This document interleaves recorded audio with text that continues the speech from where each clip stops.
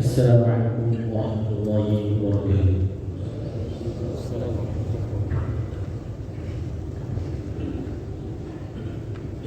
Allah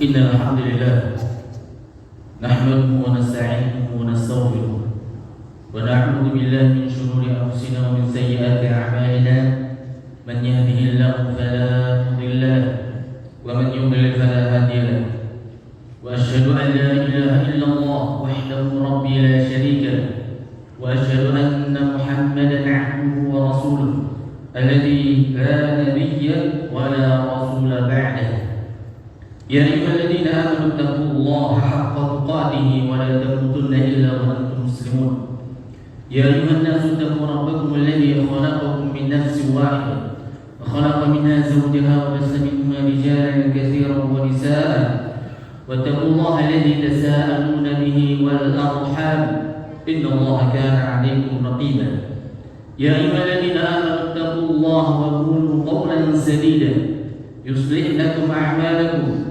ويغفر لكم ذنوبكم ومن يطع الله ورسوله فقد فاز فوزا عظيما أما بعد فإن أصدق الحديث كتاب الله وخير الهدى هدى محمد صلى الله عليه وسلم وشر الأمور محدثاتها وكل محدثة في الدين بدعة وكل بدعة ضلالة وكل ضلالة في النار أما بعد فيا إخوة الإيمان حفظكم الله جميعا kaum muslimin jemaah salat Jumat yang semoga senantiasa mendapatkan perlindungan dan penjagaan oleh Allah Subhanahu wa taala. Ittaqullah faqad faza al-muttaqun. Bertakwalah kita semuanya kepada Allah Subhanahu wa taala karena sesungguhnya orang-orang yang bertakwa mereka adalah orang-orang yang sukses dunia dan akhirat. Kaum muslimin yang berbahagia, di antara bentuk karunia Allah kepada para hamba-Nya adalah Allah Subhanahu wa taala telah menjadikan musim-musim ketaatan untuk mereka. Di musim-musim ketaatan tersebut, pahala kebaikan dilipat gandakan, derajat ditinggikan, dan banyak dosa dan kemaksiatan diampuni oleh Allah Subhanahu wa taala. Maka orang yang berbahagia adalah orang-orang yang berhasil memanfaatkan waktu-waktu ini dengan sebaik-baiknya, yakni dengan melakukan berbagai macam ketaatan dan taqarrub, mendekatkan diri kepada Allah Subhanahu wa taala serta menjauhkan diri dari berbagai macam kemaksiatan dan dosa-dosa.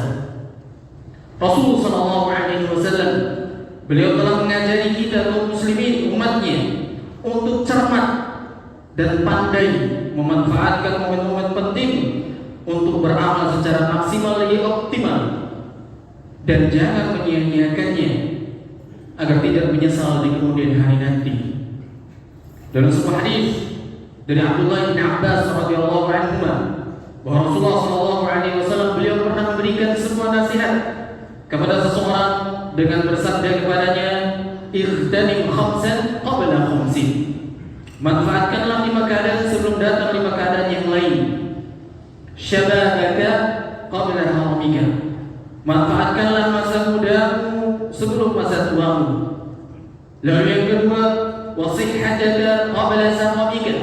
Manfaatkanlah masa sehatmu sebelum masa sakitmu. Lalu yang ketiga, wa ghinaka qabla faqrika. Manfaatkanlah juga masa kayamu sebelum datang masa miskinmu. Lalu yang keempat adalah wa faragaka qabla shughlika.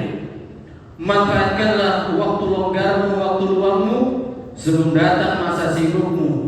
Lalu yang terakhir yang kelima adalah wa hayataka qabla mautika. Dan manfaatkanlah masa hidupmu sebelum kematianmu. Dari hadis ini kita bisa menganalogikan bagaimana kita menyikapi terhadap datangnya musim-musim kebaikan. Kita disunahkan untuk betul-betul memanfaatkan musim kebaikan tersebut agar dia tidak lewat begitu saja. Mengingat begitu berharganya musim-musim kebaikan tersebut, dan juga dari segi waktu musim-musim kebaikan tersebut sangat-sangat terbatas. Jamaah Jumat rahimani wa rahimakumullah jami'an. Maka salah satu musim kebaikan yang sangat utama dalam syariat Islam adalah 10 hari pertama bulan Dzulhijjah. Allah memuliakan bulan Dzulhijjah dengan melebihkan bulan ini dibandingkan bulan yang lain, dengan menjadikannya sebagai salah satu bulan haram. Allah Ta'ala berfirman dalam surat At-Taubah ayat 36, Inna iddatash shuhuri 'inda Allahi 12 syahra fi kitabillahi yawma khalaqas samawati wal arda minha arba'atun hurum dzalika ad-dinul qayyim fala tadhlimu fihinna anfusakum wa qatilul musyrikeena kaffah kama yuqatilunakum kaffah wa'lamu anna Allaha ma'al muttaqin. Sesungguhnya bilangan bulan di sisi Allah Subhanahu wa taala adalah 12 bulan. Dalam ketetapan Allah di waktu Allah menciptakan langit dan bumi, di antaranya 4 bulan haram. Itulah ketetapan agama yang lurus. Maka janganlah kamu menganiaya diri kamu sendiri dalam bulan yang 4 itu, dan perangilah kaum musyrikin itu semuanya, sebagaimana mereka pun memerangi kamu semuanya. Dan ketahuilah bahwasanya Allah beserta orang-orang yang bertakwa. Dalam tafsir Ibnu Katsir disebutkan bahwa Abdullah bin Abbas berkaitan dengan ayat tersebut, beliau berkomentar, 4 bulan yang haram yang dimaksud dalam ayat tersebut adalah bulan Al-Muharram, bulan Rajab, bulan Dzulqa'dah, dan yang keempat adalah bulan Dzulhijjah. Beliau pun juga berkata, janganlah kalian menzalimi diri sendiri dalam semua bulan sepanjang tahun, secara umum sepanjang tahun. Lalu Allah kemudian memilih 4 bulan-bulan yang Allah haramkan, Allah sucikan, dan menjadikannya sebagai bulan haram. Allah menekankan keharamannya, menjadikan perbuatan dosa yang dilakukan di dalamnya lebih besar, dan menjadikan pahala amal soleh yang dikerjakan di dalam 4 bulan haram tersebut juga lebih besar. Lalu Allah Subhanahu wa taala juga menjadikan bulan Dzulhijjah sebagai salah satu bulan haji. Allah Ta'ala berfirman dalam surat Al-Baqarah ayat 197, Al-Hajju ashhurun ma'lumat. Musim haji adalah beberapa bulan yang dimaklumi waktu-waktunya. Berkaitan dengan hal ini, para ulama berbeda pendapat dalam menentukan bulan haji. Sebagian berpendapat bulan-bulan haji itu adalah Syawal, Dzulqa'dah, dan 10 hari pertama bulan Dzulhijjah. Ini adalah apa yang dikatakan oleh Ibnu Umar radhiyallahu anhu. Menurut pendapat yang lain, yang dimaksud bulan-bulan haji adalah bulan Syawal, Dzulqa'dah, dan Dzulhijjah secara keseluruhan. Dan pendapat ini dinisbatkan kepada Ibnu Umar, Tawus, Mujahid, dan Qatadah. Ma'asyiral muslimin rahimani wa rahimakumullah jami'an. Telah kita ketahui bersama bahwa 10 hari pertama di bulan Dzulhijjah merupakan salah satu musim kebaikan yang sangat-sangat utama. Maka terdapat sejumlah keutamaan dari 10 hari pertama bulan Dzulhijjah. Hal ini sebagaimana telah dijelaskan oleh para ulama. Yang pertama, keutamaannya adalah Allah Subhanahu wa taala bersumpah di dalam Al-Qur'an dengan 10 hari pertama bulan Dzulhijjah. Dalam surat Al-Fajr ayat 1 sampai 2 Allah Ta'ala berfirman, Wal Fajr wa layalin 'ashr. Demi Fajar dan malam yang 10. Berkaitan dengan ayat kedua, malam yang 10, mayoritas ahli tafsir berpendapat bahwa yang dimaksud dengan malam yang 10 adalah 10 malam pertama bulan Dzulhijjah. Al-Hafidz Ibnu Katsir rahimahullah ta'ala dalam kitab tafsirnya beliau berkata, yang dimaksud dengan walayalin 'ashr adalah 10 malam dari Dzulhijjah. Maka ini merupakan pendapat Ibnu Abbas, Ibnu Zubair, Mujahid, dan lebih dari 1 ulama salaf dan khalaf. Dan inilah pendapat yang benar. Maka dalam ayat ini Al-Fajr ayat 1 sampai 2 terdapat penjelasan tentang keagungan 10 malam tersebut, karena Allah Subhanahu wa taala tidaklah bersumpah dengan makhluknya kecuali sebagai bentuk pengagungan terhadap makhluknya tersebut dan sebagai bentuk pemuliaan terhadap sesuatu yang menjadi syarat untuk bersumpah. Kemudian keutamaan yang kedua, 10 hari pertama bulan Dzulhijjah adalah hari paling utama di dunia ini. Hal ini sebagaimana dalam hadis Jabir bin Abdullah radhiyallahu anhu. Beliau berkata, Rasulullah sallallahu alaihi wasallam bersabda, afdalu ayyamid dunya ayyamul ashri. 10 hari pertama bulan Dzulhijjah adalah hari yang paling utama di dunia ini. Ditanyakan kepada beliau, tidak pula sebanding dengan berjihad di jalan Allah?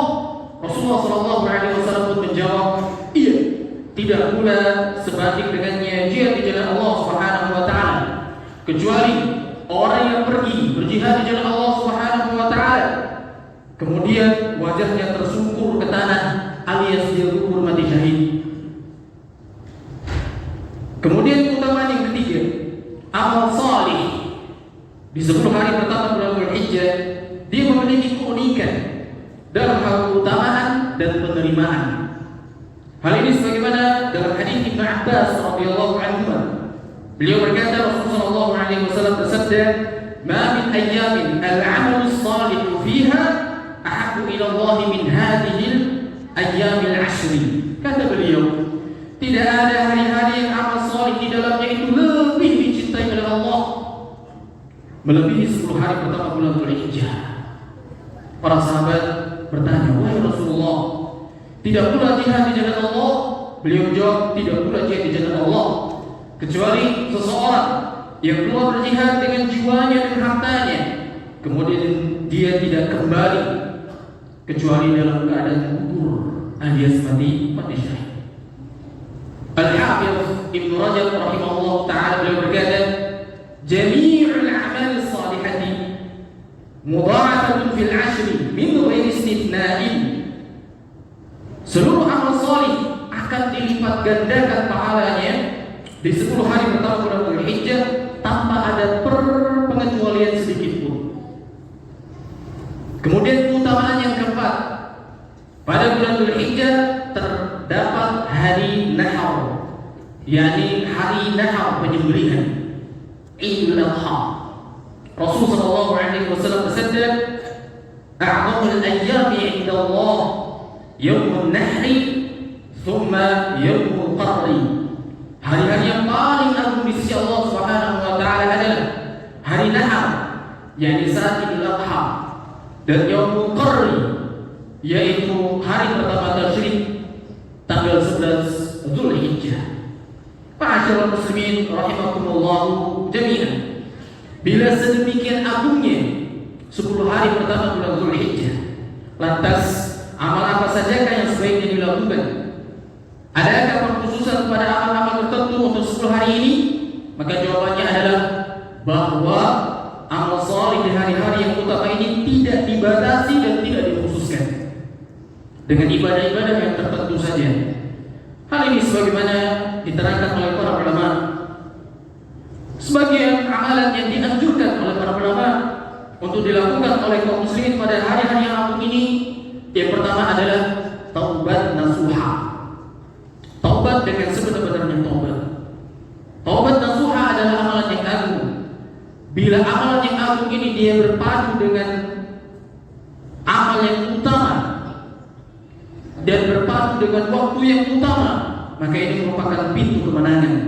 Allah Ta'ala berfirman dalam surat Al-Qasas ayat 67, فَأَمَّا مَنْ تَابَ وَآمَنَ وَعَمِلَ صَالِحًا فَعَسَى أَنْ يَكُونَ مِنَ الْمُفْلِحِينَ. Adapun orang yang bertobat dan beriman serta mengerjakan amal yang salih, semoga dia termasuk orang-orang yang beruntung. Lalu amalan yang kedua adalah haji dan umrah. Sekedar mengingatkan bahwa pahala ibadah haji yang mabrur adalah surga Allah Subhanahu wa taala. Rasulullah SAW bersabda, "Al-umratu ila al-umrati kafaratun lima bainahuma." Dari satu umrah ke umrah lainnya, umrah berikutnya itu akan menjadi kafarah atau penghapus dosa di antara keduanya. Wal hajjul mabrur laisa lahu jazaa'un illa al-jannah. Adapun haji mabrur maka tidak ada balasannya kecuali surga Allah Subhanahu wa taala. Lalu amalan yang ketiga adalah berpuasa selama 9 hari pertama bulan Dzulhijjah atau semampunya. Rasulullah SAW beliau melakukan puasa pada tanggal 9 Dzulhijjah. Imam Abu Dawud meriwayatkan dari Bunaidah bin Khalid dari istrinya, dari salah satu istri-istri Nabi SAW, Dia berkata, Rasulullah SAW beliau biasa berpuasa pada tanggal 9 Dzulhijjah. Oleh karenanya banyak ulama menganjurkan untuk berpuasa pada 9 hari pertama ini. Al-Imam An-Nawawi rahimahullah ta'ala beliau berkata tentang puasa pada 10 hari pertama bulan Dzulhijjah, bahwa puasa dianjurkan dengan amat sangat di hari-hari tersebut. Amalan yang keempat, mengucapkan takbir, tahmid, tahlil, tasbih, dan membacanya dengan suara yang keras di masjid-masjid, bukan dengan toa atau suara luar, tapi di dalam masjid, juga rumah-rumah, bahkan jalanan-jalanan, dan setiap tempat yang diperbolehkan untuk berzikir kepada Allah Subhanahu wa taala di dalamnya. Para lelaki tentunya membacanya dengan suara yang keras, sedangkan para wanita membacanya dengan perlahan. Dalam surat Al-Hajj ayat 28 Allah Ta'ala berfirman, liyashhadu manafi'a lahum wa yadhkuru ismallahi fi ayyamin ma'lumat 'ala ma razaqahum min bahimatil an'am. Hal ini supaya mereka menyaksikan berbagai manfaat bagi mereka, dan supaya mereka menyebut nama Allah pada hari yang telah ditentukan atas rezeki Allah yang Allah telah berikan kepada mereka berupa binatang ternak yang disembelih. Kemudian amalan yang kelima adalah tentunya menyembelih hewan kurban, menyembelih udhiyah. Amal ini termasuk salah satu paling agung untuk bertakarub kepada Allah Subhanahu wa taala tanggal 10 Dzulhijjah. Tentu saja amalan ini bagi yang mampu melakukannya. Amalan yang keenam, sedekah. Maka bersedekahlah kepada sesama setiap hari di 10 hari pertama bulan Dzulhijjah ini, meskipun sedikit nilainya. Lalu amalan yang ketujuh adalah salat jamaah dan qiyamul lail, salat malam. Hendaklah kaum muslimin bersemangat dalam melaksanakan salat berjamaah dengan berusaha untuk tidak tertinggal takbiratul ihram, kemudian melaksanakan salat sunnah rawatib dan nawafil yang bersifat mutlak, bersegera untuk salat dan menunggu salat setelahnya, dan tidak melalaikan qiyamul lail. Amalan yang kedelapan, yakni membaca Al-Quran. Hendaklah berusaha kita semuanya untuk menghatamkan Al-Quran dalam 10 hari itu, meskipun hanya sekali.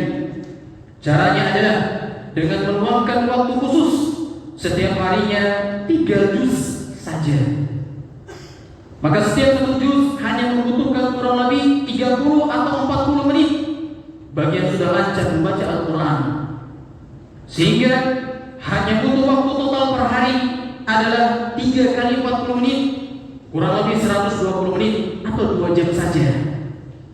Ini tidak berat karena hanya setahun sekali dan hanya butuh komitmen lebih untuk menjalankannya. Kaum muslimin yang berbahagia, lalu amalan yang berikutnya yang dianjurkan oleh para ulama pada 10 hari pertama bulan Dzulhijjah adalah puasa Arafah. Maka pada setiap tanggal 9 Dzulhijjah, kaum muslimin yang tidak sedang wukuf di Arafah, mereka disunnahkan untuk melaksanakan puasa. Puasa ini dikenal dengan nama puasa Arafah. Maka yang perlu dipahami dan menjadi perhatian kita bersama adalah puasa Arafah ini tidak terikat dengan wukuf di Arafah, namun dia terikat atau terkait dengan tanggal 9 Dzulhijjah. Yang menjadi bukti terkuat masalah ini adalah kesepakatan para ulama bahwa puasa Arafah itu disyariatkan lebih dulu daripada wukuf di Arafah. Puasa Arafah dia disyariatkan pada awal-awal bulan Hijriyah, sedangkan wukuf di Arafah dia disyariatkan pada menjelang akhir-akhir tahun Hijriyah. Sebagian ulama ada yang menyebutkan puasa Arafah itu disyariatkan pada tahun 2 Hijriyah. Ada wukuf di Arafah, yakni haji, ibadah haji, itu disyariatkan pada 6 tahun ke-6 Hijriyah.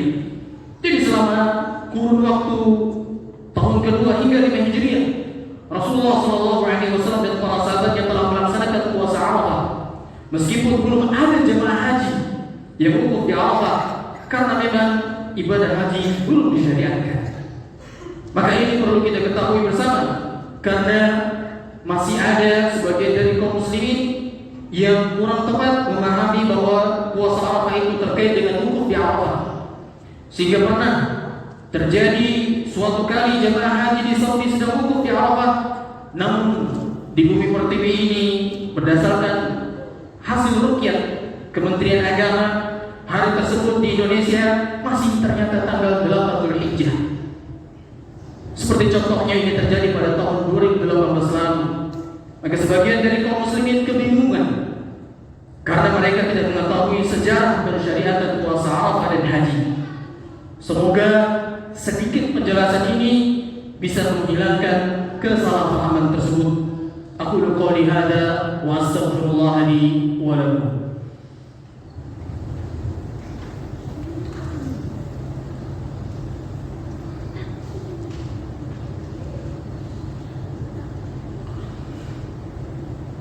Alhamdulillahilladzi ja'ala ayyam al-'ashr min afdhalil ayyam wa asyhadu an la ilaha illallah wahdahu la syarika lah al-malikul quddus salam wa asyhadu anna muhammadan 'abduhu wa rasuluh afdhalul khalqi wa sayyidul anam sallallahu alaihi wa ala alihi wa sahbihi al-bararatil kiram amma ba'du fa ya ibadallah usikum wa nafsi bi taqwallah faqad fazal muttaqun. Jamaah Jumat rahimani wa rahimakumullah jami'an. Dan khutbah yang kedua ini kami hendak mengingatkan kembali tentang keutamaan puasa Arafah tanggal 9 Dzulhijjah. Pengingatan ini penting agar kaum muslimin tidak mengabaikan momentum penting dan sangat besar keutamaannya yang hanya hadir setahun sekali. Sungguh sangat disayangkan bila kesempatan emas yang Allah Ta'ala berikan kepada para hamba-Nya itu dia lewat begitu saja tanpa mendapatkan perhatian sedikit pun dari umat yang beriman kepada Allah Subhanahu wa Ta'ala. Bila itu terjadi, sungguh benar-benar kelalaian yang sangat-sangat nyata. Keutamaan puasa Arafah sebagaimana dijelaskan dalam sejumlah hadis. Di antaranya adalah sebuah hadis dari Abu Qatadah al-Ansari radhiyallahu anhu. Beliau berkata bahwasanya Rasulullah SAW pernah ditanya tentang puasa hari Arafah. Su'ila an shaumi yaumi Arafah. Lalu beliau bersabda, yukaffiru as-sanata al-madiyata wal baqiyah. Puasa Arafah itu dia dapat menghapus dosa-dosa kecil pada 1 tahun yang lalu dan pada 1 tahun yang akan datang. Ini ikhwatul iman hafizakumullah jami'an. Sebuah kenikmatan yang luar biasa yang Allah Subhanahu wa Ta'ala berikan kepada hamba-hambanya semuanya. Betapa kita ini adalah orang-orang pendosa, hamba-hambanya yang sangat jauh dari Allah Subhanahu wa Ta'ala, hanya ingat ketika butuh pada Allah Subhanahu wa Ta'ala, senantiasa mengingat hamba-hambanya. Dia berbuat taat, dia berbuat maksiat, menyekutukan Allah, Allah Subhanahu wa Ta'ala senantiasa memberikan limpahan-limpahan nikmatnya. Bagi kaum muslimin yang berbahagia, kita yang tidak memiliki orang dalam di dalam surga, kita yang bukan siapa-siapa, seperti Rasulullah SAW sudah terjamin, sudah terhapus dosa-dosanya. Kita bukanlah siapa-siapa. Maka memanfaatkan 9 Dzulhijjah untuk melaksanakan salah satu sunnah dari sunnah Rasulullah SAW puasa Arafah yang dapat menghapuskan dosa-dosa kecil kita 1 tahun yang lalu dan 1 tahun yang akan datang. Ini patut untuk kita jaga dan kita mohon pertolongan kepada Allah Subhanahu wa Ta'ala untuk dimudahkan. Maka cukuplah dengan 1 hadis ini. Kaum muslimin yang berbahagia, mudah-mudahan kita memiliki motivasi yang besar, memiliki dorongan yang kuat untuk dapat melaksanakan puasa Arafah pada tanggal 9 Dzulhijjah. Demikianlah kaum muslimin yang berbahagia. Sedikit penjelasan tentang keutamaan bulan Dzulhijjah dan amalan apa saja yang perlu dilakukan di 10 hari pertamanya. Semoga Allah Subhanahu wa Ta'ala menganugerahkan kepada kita semuanya taufik dan hidayahnya untuk bisa memanfaatkan secara maksimal dan optimal musim-musim kebaikan ini yang Allah Subhanahu wa Ta'ala telah karuniakan kepada kita semuanya. إن الله وملائكته يصلون على النبي يا أيها الذين آمنوا صلوا عليه وسلموا تسليما اللهم صل على محمد وعلى آل محمد كما صليت على إبراهيم وعلى آل إبراهيم إنك حميد مجيد وبارك على محمد وعلى آل محمد كما باركت على إبراهيم وعلى آل إبراهيم إنك حميد مجيد اللهم اغفر للمسلمين والمسلمات والمؤمنين والمؤمنات الأحياء منهم والأموات إنك سميع قريب مجيب دعوات يا قاضي الحاجات اللهم ألف بين قلوبنا وأصلح ذات بيننا واهدنا سبل السلام ونجنا من الظلمات إلى النور وجنبنا الفواحش ما ظهر منها وما بطن وبارك لنا في أسماعنا وأبصارنا وقلوبنا وأزواجنا وذرياتنا وتب علينا إنك أنت التواب الرحيم واجعلنا شاكرين لنعمك مثنين بها عليك قابلين لها واتممها علينا ربنا هب لنا من أزواجنا وذرياتنا قرة أعين واجعلنا للمتقين إماما اللهم إنا نسألك الهدى والتقى والعفاف والغنى ربنا آتنا في الدنيا حسنة وفي الآخرة حسنة وقنا عذاب النار وصلى الله على نبينا محمد وعلى آله وصحبه ومن تبعهم بإحسان إلى يوم الدين وآخر دعوانا أن الحمد لله رب العالمين أقيم الصلاة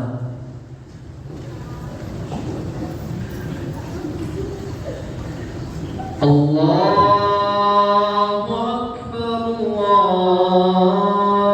الله أكبر أشهد أن لا إله إلا الله أشهد أن محمدا رسول الله حي على الصلاة حي على الفلاح قد قامت الصلاة قد قامت الصلاة الله أكبر الله أكبر لا إله إلا الله استووا أقيموا صفوفكم واعتدلوا واعدلوا رزقا جدرتكم صافيا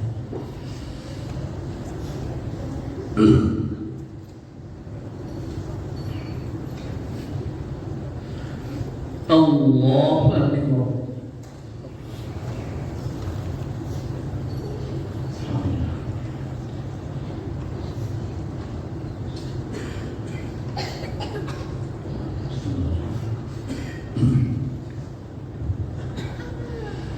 الحمد لله رب العالمين الرحمن الرحيم مالك يوم الدين إياك نعبد وإياك نستعين اهدنا الصراط المستقيم صراط الذين أنعمت عليهم غير المغضوب عليهم ولا الضالين آمين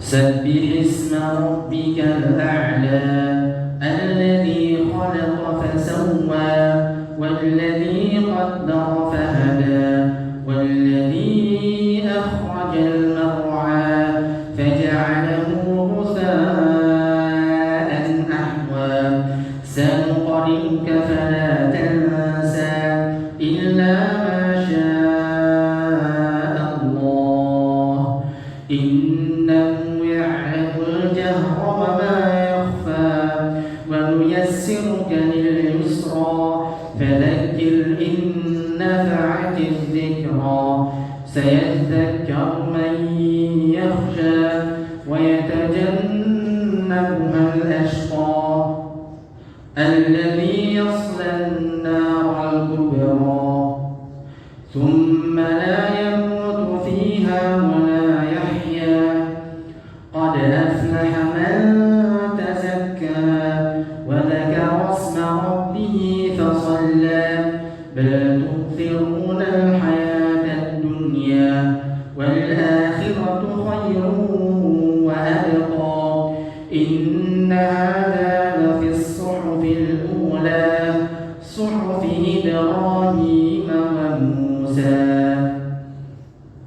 Allahu Akbar.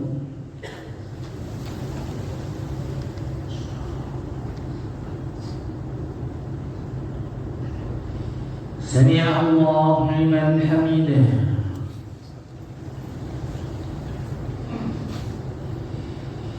Allahu Akbar.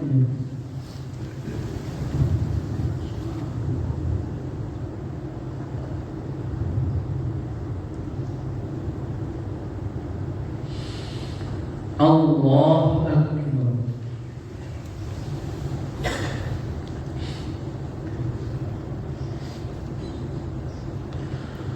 Allahu Akbar.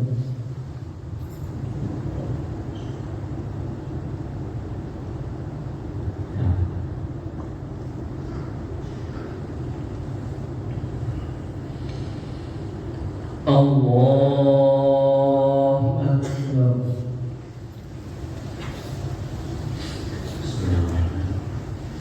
Alhamdulillahi Rabbil Alamin, Ar-Rahmanir Rahim, Maliki Yawmiddin, Iyyaka na'budu wa iyyaka nasta'in, Ihdinas siratal mustaqim, siratal ladzina an'amta 'alaihim ghairil maghdubi 'alaihim waladdallin.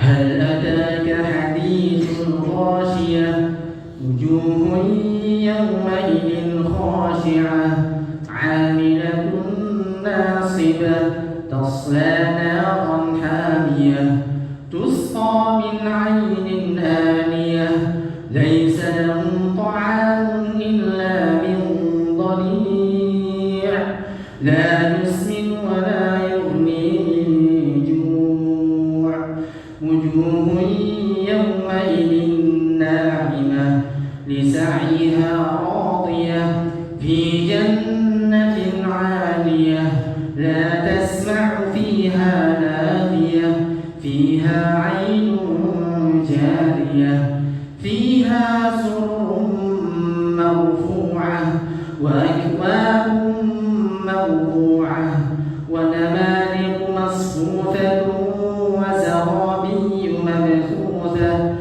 Afala yanzuruna ila al-ibili kayfa khuliqat, wa ila as-samaa'i kayfa rufi'at, wa ila al-jibali kayfa nusibat, wa ila al-ardi kayfa sutihat. Fadhakkir innama anta mudhakkir, lasta 'alayhim bimusaytirin illa لست عليهم بمسيطر إلا من تولى وكفر فيعذبه الله العذاب الأكبر إن إلينا إيابهم ثم إن علينا حسابهم.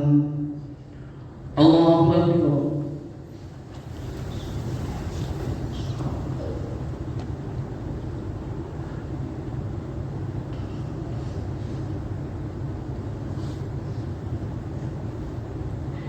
سمع الله لمن حمده.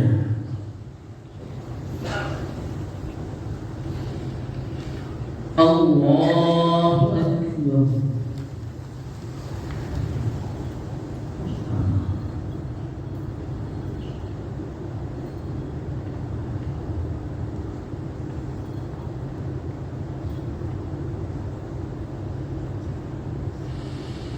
الله أكبر.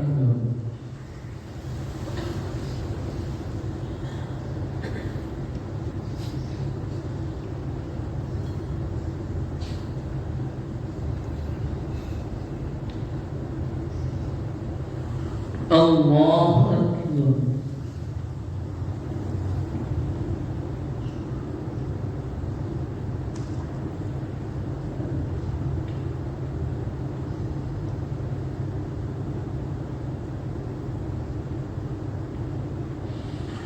Allahu Akbar.